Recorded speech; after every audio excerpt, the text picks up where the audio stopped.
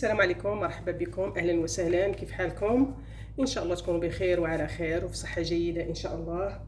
كيف ما عودتكم دائما، اليوم غادي نقدموا مع بعض واحد الوصفه اللي هي هذه وصفه فعلا وكذلك لعلاج الزكام. كنعرفوا بان في هذا الوقت هذا ديال البرد مع شونجمون كليما، اي مع تغيير ديال الجو، الانسان كيتصاب بالزكام. وسورتو في هذا العام هذا الله يلطف بينا وبكم ان شاء الله، والله مرفع عنا البلاء. جا قاصح شي شويه لدرجه ان تخلطت علينا ما بقينا عرفنا من الزكام ومن المرض اللعين اللي متواجد هذه السنه هذه، وهو مرض كورونا. الله يشفي جميع المرضى ان شاء الله. ما علينا غير ناخذ الاحتياطات ديالنا بوضع الكمامات، وكذلك عدم التصافح والابتعاد عن الاماكن اللي فيها كثره ديال الناس وتجمعات. هادو هما الاحتياطات اللي كاينين، انهم احتياطات سهله ما صعيباش علينا اننا باش نعملوهم. المهم اننا الوقايه افضل من العلاج. كيف تلاحظوا معايا هنايا عندي اوراق ديال النعناع اللي غادي تاخذهم في هذه الوصفه هذه، اللي هي وصفه زوينه بزاف ومجربه من الناس، من بعض الاصدقاء اللي جربوها كانوا مرضى بالزكام، وفي خلال 24 ساعه بحمد الله انهم تشافوا وفات منهم هذه الاعراض هذه.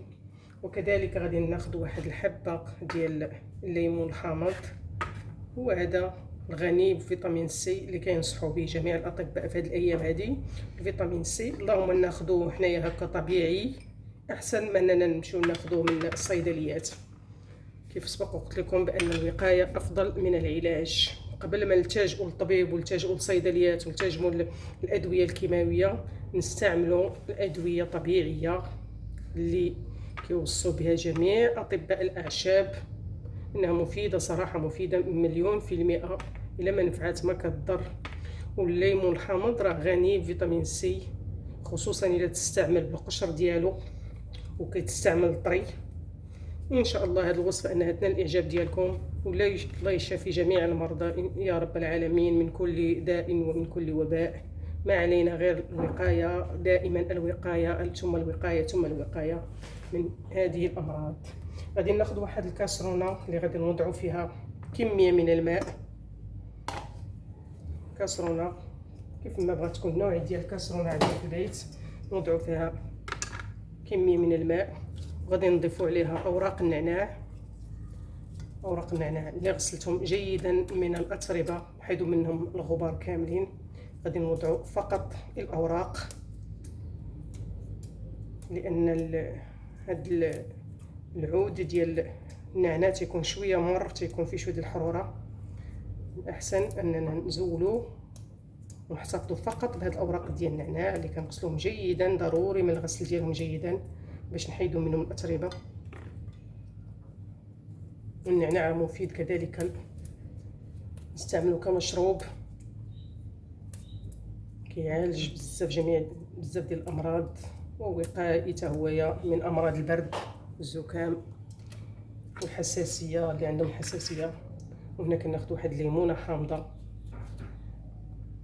كنحتفظوا بها بالقشر ديالها، ما كنزولوش القشر، كنقسموها على قطع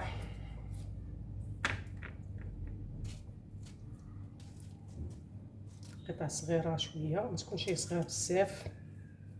نزولوا هاد النواه اللي فيها باش ما تعطيناش مروره، لان هذا غادي نستعملوه كمشروب كذلك، ما غاديش نرميوه.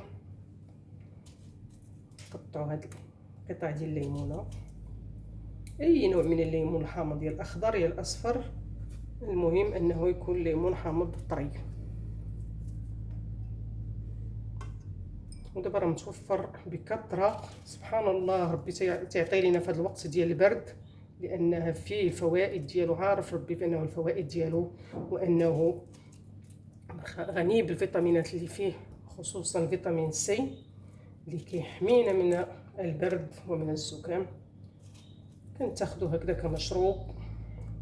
يمكن لكم انه كاين بعض الاشخاص اللي ما تيشربوش الماء في هذا الوقت هذا، كيجيهم الماء شويه المذاق ديالو ثقيل، كينسموا الماء بالحامض. كناخذوا حامضه وكنطحنوها مع اطرو ديال الماء وكنشربوها في اليوم ديالنا. راه مزيانه مفيده بزاف. وهنا في هذا الاثناء غادي نضيف هاد عواد القرنفل او المسمار كيف ما كيتسمى في بعض الدول، او عود الزهره، بعض الدول كيسميوه كذلك عود الزهره. راه معروف بالرائحه الزكيه ديالته، كنستعملوه بزاف في الطبخ ديالنا، خصوصا في الهند كيستعملوه من ضمن التوابل، كيطحنوا مع بعض التوابل وكيديروه في الاطعمه ديالتهم.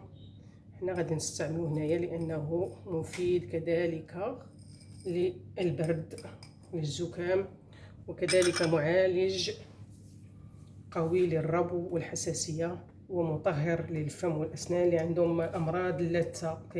راه معالج لها بزاف، كينفع بزاف، كيطهر الاسنان من الروائح الكريهه. هاد المحلول هذا وهاد المكونات هذه غنوضعها فوق النار. اول شيء غادي نغطيها، ضروري ما نغطيوها باش نخليو هذيك الزيوت الطياره ديال هاد المواد ما تزولش، تبقى فيها باش تحافظ على القيمه الغذائيه ديالها. غنوضعها فوق نار مهيله وغادي نرجعوا باش نشوفوا طريقه ديال الاستعمال ديالها ان شاء الله. غنخليوه حتى كيغلى الماء جيدا، حتى كيغلى، هو دائما مغطي، ما كنزولوش عليه الغطاء ديالو، نخليوه حتى كيغلى جيدا. وان شاء الله نشوفوا طريقه ديال الاستعمال ديال هاد. انا كنستعملو دواء كعلاج للزكام والحساسيه على نزله البرد اللي حنا فيها في هذا الفصل ديال الخريف هذا، شويه قاصحه. من الاحسن باننا نستعملوا مواد طبيعيه 100%، نبعدوا شويه من المواد الكيماويه. كنلتجئوا المواد الكيماويه لا قدر الله اذا استفحلت الامور عندنا، عاد كان لينا كنلتجئوا للمواد الكيماويه. اما الا كانت الامور باقا غير في البدايه ديالتها، كيف قلت لكم الوقايه افضل من العلاج. نبقاو دائما نديروا بحال هاد المشروبات هذه، كنشربوهم في البيت، يا بالنهار في خلال اليوم او في الليل، لكم الاختيار كل واحد وكيفاش كيفضل هاد المحلولات انه يشربهم. نخليو هاد الكسرونه ديالنا حتى كتغلى جيدا، ومن بعد نتلاقاو باش نشوفوا الطريقه ديال الاستعمال، لان عنده استعمالين من غير الشرب. غادي نستعملوها بطريقه اخرى، غادي نشوفوها ان شاء الله مع بعض. بعد ما غلات الكسرونه اللي وضعت فيها الليمون الحامض والنعناع والقرنفل، نتوما كتلاحظوا كنجيبوا واحد سيرفيات او فوطه او اي منديل، وكنوضعوها فوق الراس ديالنا، وكنغطيو الوجه، وكنعملوا كندخلوا الوجه ديالنا هنايا في هذا البخار. كنبقاو كنستنشقوا البخار اللي طالع من هاد الكسرونه هذه، من هاد المكونات هادو بهذه الطريقه هذه.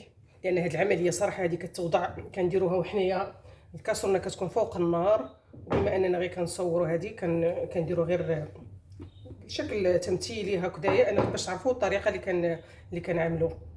دائما الفوطه او سيرفيتا كتكون غليظه بهذا الشكل هكذا، كنوضعوها فوق الراس ديالنا، كنغطيو بها الوجه، وكندخلوا الوجه ديالنا هنا في هذا الشكل اللي وضعها فيها اليد ديالي على الكسرونه، وكنستنشق هذا البخار هذا حتى كنحس بالوجه كيعرق،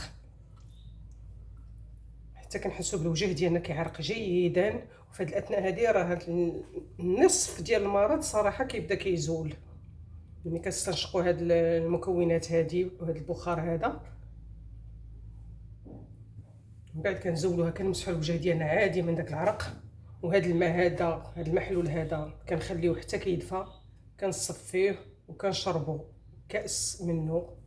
ضروري ما كنشربوه هو دافئ، ما كنشربوش هو بارد، لان الانسان مريض والذات ديالو سخونه، ما يمكنش نعطيوه الماء بارد.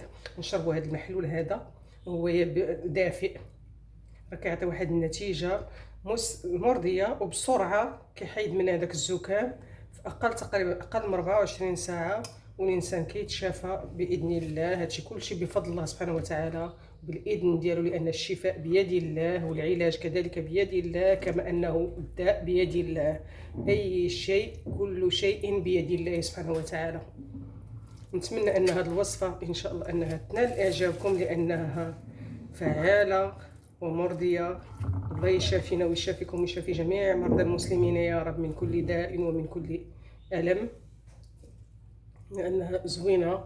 ما عليكم الا انكم تتبعوا الطريقه وتلتزموا بالكميات، ما تكثروش من القرنفل فقط بعد الحبوب قليله، اي 7 ديال الحبات هكذا من القرنفل اللي كنوضعوا مع حامضه، وكذلك القليل من النعناع كيف كتلاحظوا.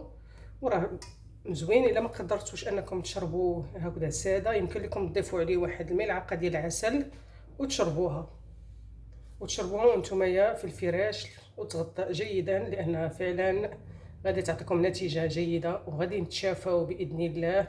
وما عليكم غير تدعيو معايا الا جربتوها، تدعيو معنا باذن الله دعاء شامل ان شاء الله. اللهم يا ربي وفقنا لما ترضاه، ولا يشفي جميع المرضى.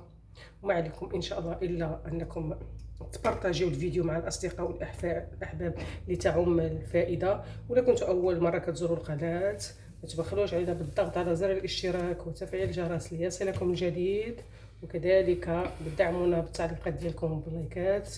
وعاد بقى لي غير نقول لكم مع السلامه، والله يشفي جميع المرضى، والى فيديو قادم ووصفه قادمه اخرى باذن الله. ودمتم في رعايه الله وحفظه.